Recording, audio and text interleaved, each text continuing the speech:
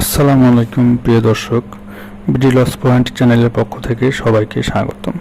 আশা করি আপনারা সবাই ভালো আছেন। আরেকটি বিষয় হচ্ছে যে মেয়াদ কিন্তু শেষ হয়ে যাচ্ছে, 29 সেপ্টেম্বর শেষ হয়ে যাবে। আইটিপি এক্সামের সার্কুলারটা পূর্ণ করে দিন এবং টাকাটি পেমেন্ট করে দিন।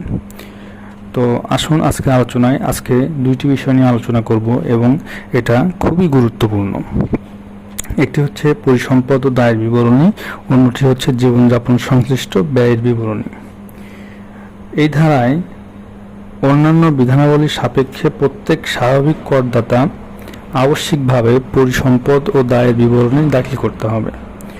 যদি উক্ত ব্যক্তি আয় বর্ষের শেষ তারিখে 40 লক্ষ টাকার অধিক মোট সম্পত্তির মালিক হন, অর্থাৎ করদাতা যদি আয় বর্ষের শেষ তারিখে যদি 40 লক্ষ টাকার অধিক মোট সম্পত্তির মালিক হন বা আয় বর্ষে যে কোনো সময় কোনো মোটরযানের মালিক হন বা সিটি কর্পোরেশন এলাকার মধ্যে সংশ্লিষ্ট আয় বর্ষে গৃহ সম্পত্তি বা অ্যাপার্টমেন্টে বিনিয়োগ করেন, আয় বর্ষের কোনো সময়ে বিদেশে কোনো পরিসম্পদের মালিক হন, কোনো কোম্পানির শেয়ার হোল্ডার পরিচালক হন, যদি এই কয়েকটি হয়ে থাকে তাহলে অবশ্যই তাকে কী করতে হবে, সেই করদাতাকে সম্পদ ও দায় বিবরণী দাখিল করতে হবে।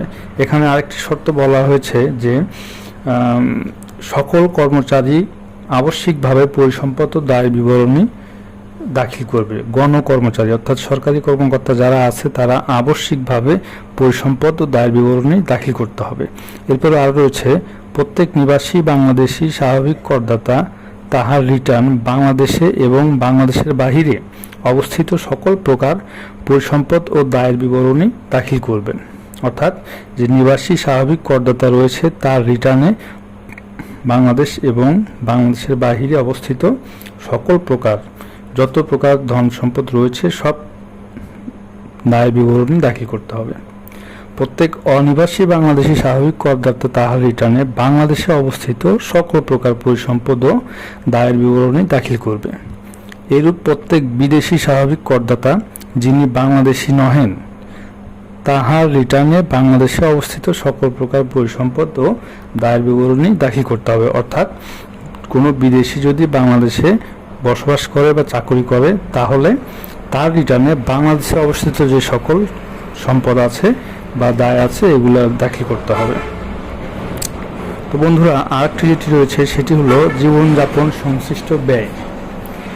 এখানে প্রত্যেক স্বাভাবিক করদাতাকে রিটার্নে আবশ্যিকভাবে জীবনযাপন সংশ্লিষ্ট ব্যয় বিবরণী দাখিল করতে হবে।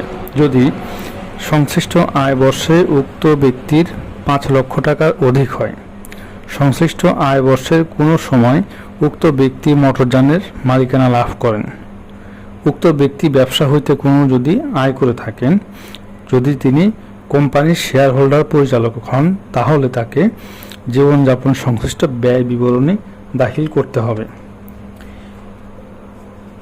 এছাড়া আরও রয়েছে যে উপকর কমিশনার লিখিত নোটিশ দ্বারা কোনো ব্যক্তিকে কোনো আয় বর্ষের জীবনযাপন সংশ্লিষ্ট ব্যয় বিবরণী দাখিল করতে পারবেন যদি উক্ত ব্যক্তি সংশ্লিষ্ট আয় বর্ষে উক্ত ব্যয় বিবরণী দাখিল না করে থাকেন, উক্ত করদাতার সংশ্লিষ্ট আয় বর্ষে কর দায় নির্ধারণের জন্য উক্ত ব্যয় বিবরণী আবশ্যক বলিয়া প্রতীয়মান হইয়া থাকে।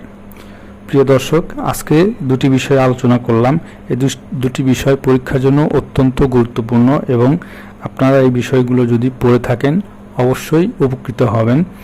আজকে এ পর্যন্তই। তার আগে বলে রাখি, আমার চ্যানেলটি সবাই সাবস্ক্রাইব করুন, লাইক করুন এবং কমেন্ট করুন এবং ছড়িয়ে দিন যেন সবাই বিষয়টি জানতে পারে।